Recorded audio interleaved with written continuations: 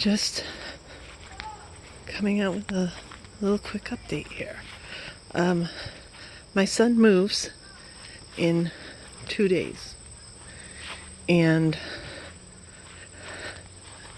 it's still right to the end, even all day tomorrow.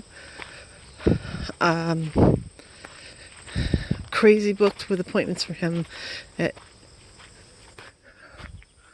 I don't know. He's not taking any responsibility for anything, doing anything on his own. As a matter of fact, this afternoon, I'm going to pack for him because he's just not doing it. Last night, he was up until about 5 in the morning. He was at work at 12. Of course, I drove him. I got him up and drove him. Got him up, told him to change his clothes. He has no working memory, or very poor working memory. It's a thing.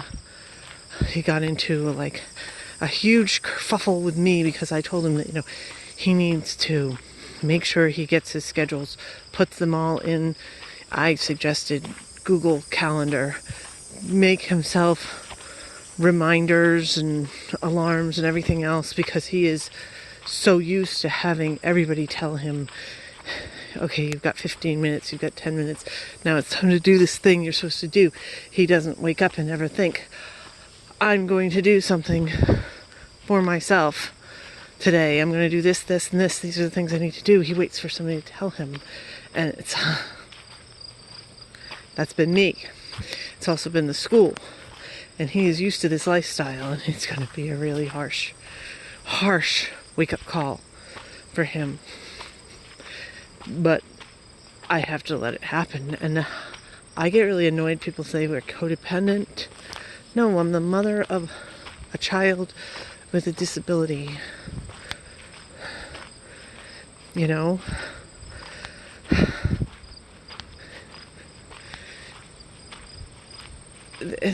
are people that do things for their adult children with disabilities. I don't know, and people don't give them crap for it. They're heroes. They're not, there's something broken with you. I'm only considered in any way to be codependent because I'm alone. The other part of it, of course, is I have not prepared at all for life after he goes to college.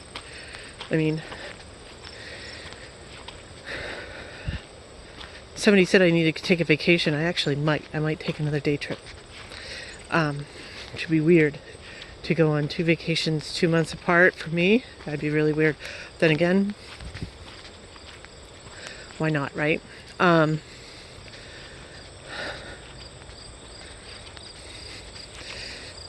Yeah, I resist a lot of diagnosis, and I think that everything comes out of the avoidant personality disorder. I'm not saying that it's all avoidant personality disorder. I'm saying that's the cause and that's the root. And then logically from that point, assuming I have AVPD, these other things happen. They're not separate diagnosis. If I didn't have the avoidant personality disorder, I wouldn't have these other things. So here's what just happened. I was in my house and I'm alone. My son's at work. Now, that's not remarkable. When he's in school and I'm home, okay. But for some reason, there were a couple people in my driveway. Well, it sounded like in my driveway. I was inside with the windows shut and I could hear them like they were talking. I assume they were in front of my house, having some sort of conversation. And I was terrified. It wasn't a panic attack. There is a difference. I was absolutely terrified. My heart, this was like a half an hour ago, is still going like a million miles. Like, I'm actually having minor chest pains from my heart going crazy because I was so scared I was like, why are they in my yard? And are they going to come and knock on my door? And what do they want? I mean, I'm sure there are people that walk in front of my house all day long. Maybe not that frequently. I live out in a place where I won't be confronted with people.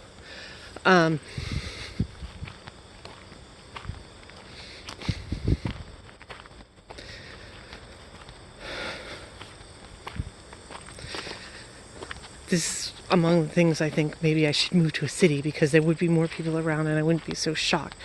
You know, one of the things I resist massively is this idea that I have PTSD. Because, you know, I wasn't in combat. Give me a break. I think that that's overdiagnosed and people use it as an excuse. But let me tell you, when I started hearing these people in the driveway, I was instantly flooded with a memory from about 10 years ago when I lived in a different place. And the feelings, the exact feelings and the terror. Because it was the same thing. Somebody unexpectedly was knocking at my door. And I've got to say, that I, at that point, this is embarrassing. This is a fact. I was so scared that I literally went down into the basement and like huddled, standing in the middle of a room, terrified because somebody was there. Now, that is not avoidant personality disorder, and that is extreme.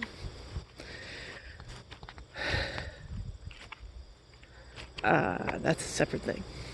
Maybe that is PTSD.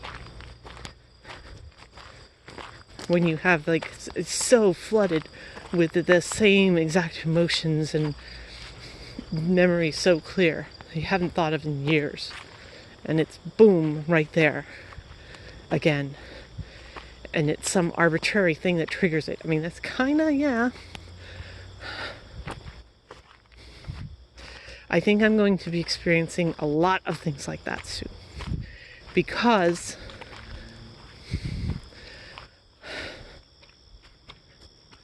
my son won't be there. He's a huge distraction.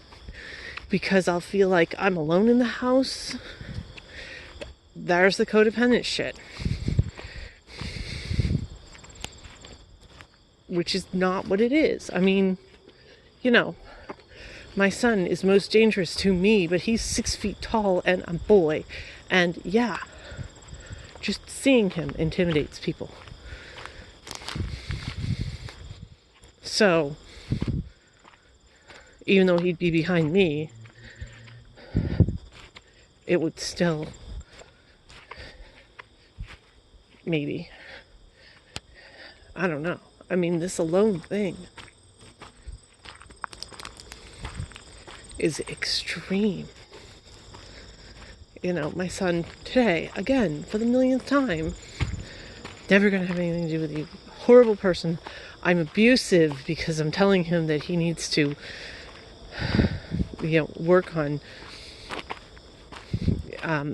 keeping a schedule and a task list because he has, documented extremely poor working memory. He doesn't get it. He thinks that all I'm doing is trying to knock him down and say bad things about him. No, I'm saying, listen, you came this far, so much farther than you were supposed to, because you used the tools that people gave you, that you had available to you, and do it with this. You don't even realize everything I do for you. Like I said, I'm packing for him. He's gonna think some fairy. Like in Harry Potter, the house elves are there that just do it. And then he's gonna go to college and be like, what the hell? This stuff wasn't done. Why wasn't it done? I know that he's gonna have an issue with his checking account because he's just used to, there's always money. He's never had to keep track. I don't know. I think he might turn around real quick and he might not, but this worry is huge and I don't know what's going to fill that hole that I've been worrying about him for so long. And now, I don't know, something's going to fill it and it's going to be ugly and I don't know what it is. You know, I can't worry about my cat. He's doing great. It's like against my religion to worry about myself. I ain't gone far enough. I wonder what that was over there. Anyway, I'm rambling as usual. But yeah,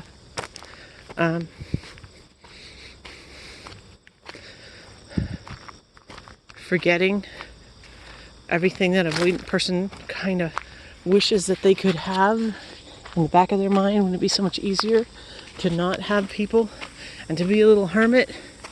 I know every single avoidant person has sort of thought that in the back of their head. Well, guess what? It's happening. And you know what? The reality is it is terrifying. So, I understand why people who are avoidant stay with people who basically suck and are abusive. It's because it's better than being alone. Completely alone. Absolutely alone. Yeah. Keep hearing things in the woods. Maybe that's part of me going absolutely nuts and being freaked out and terrified and having PTSD reactions and can't be positive. Can't think, oh, well, there's some nice people in my yard. Having a conversation, isn't that nice? Maybe, they'll be nice to me if I talk to them. No, I'm thinking, what kind of terrible news? And like, there's a street down the way where they are expanding it and it looks like a tornado went through every day. They're pulling down all these trees. I'm like, well, I look at that and I'm like, this is the city just took this land from these people. I'm like, maybe something's going to happen and I'm going to suddenly be homeless.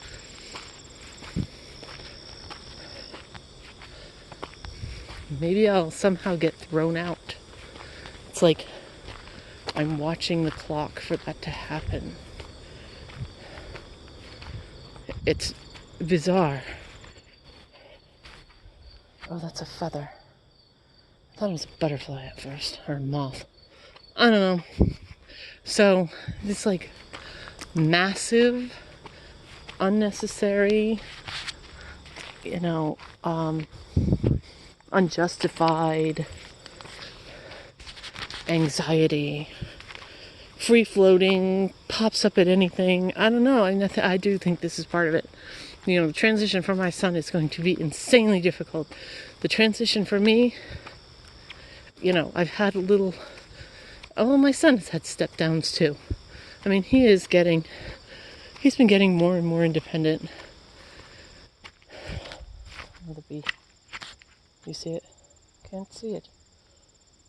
Oh well, there was a bee. Yeah, me walking this far in the woods and only 2 bees. That's concerning to me.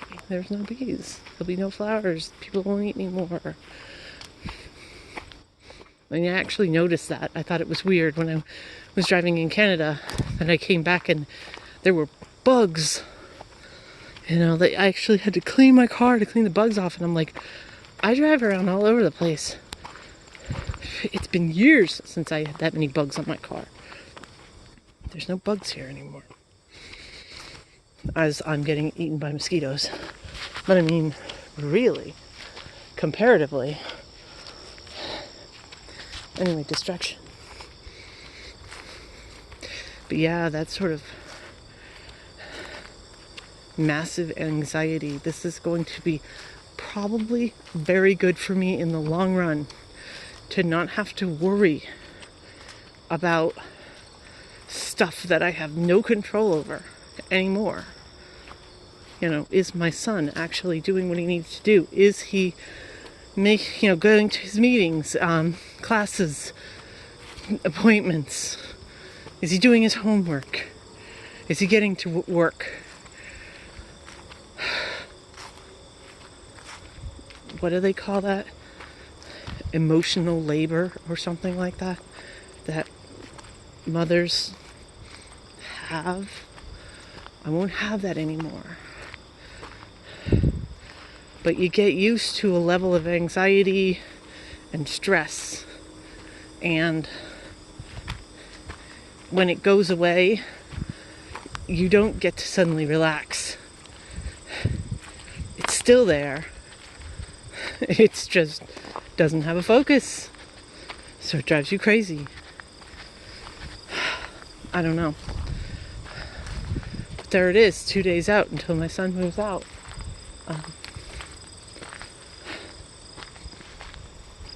I don't know. This is life. I'm almost totally isolated. This was the goal, to get my kid into college, to get him to graduate high school, and then into college and in a dorm and living on his own. And I did it.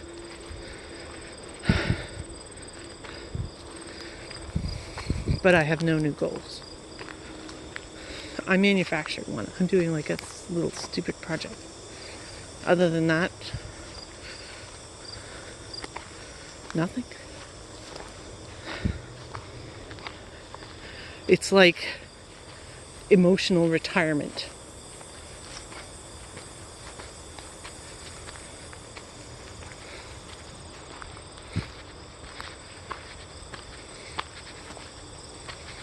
I don't know.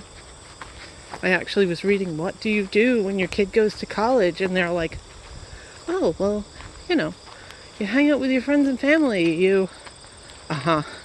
No friends. My family is dead or out of their mind. No. You re-engage at work. Nope. You go back to school yourself. Actually, I was good at school. Nope. I have a terminal degree. It's not like I could get a second. I don't know. No, I couldn't. I absolutely couldn't. I think, no. Do a hobby. Okay. I don't know.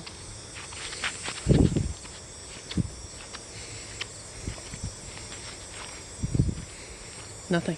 Absolutely nothing. But we'll actually be physically safer once he's in school. And when the stress level drops, I will probably be physically safer, like not having a heart attack because I hear a neighbor talking in the street.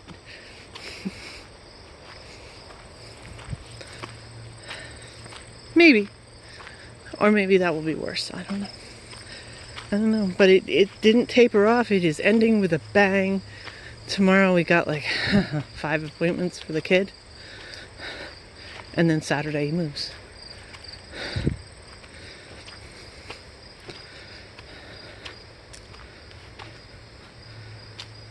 Ooh, a snake. Do you see the snake? It was a little snake. Anyway, that's the update for now. Bye.